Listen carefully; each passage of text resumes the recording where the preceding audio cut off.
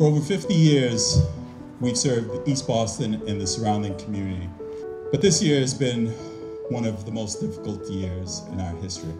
This region has the highest unemployment rate in the country. 3 weeks ago, the East Boston neighborhood had a positive rate of 11.4%, the highest in the city and almost 10 times higher than the entire state.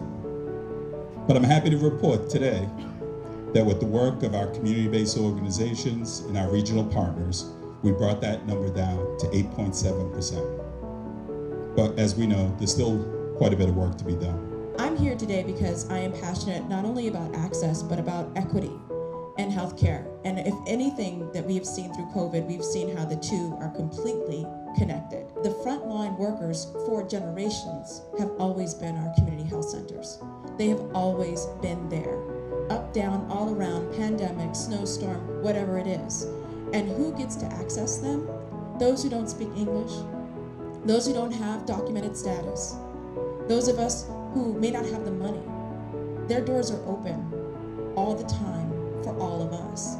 And that's why standing with them and supporting them and giving the resources to let them lead and to let them continue to open up their doors is so vital in this particular moment. Heroes work here, but heroes need help.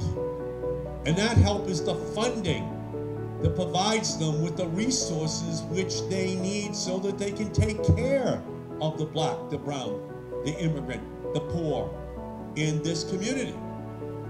And still, last week, the Republicans said we're going to provide funding at only 1/4 of the level which is necessary to ensure that these institutions can continue to provide the help which they need.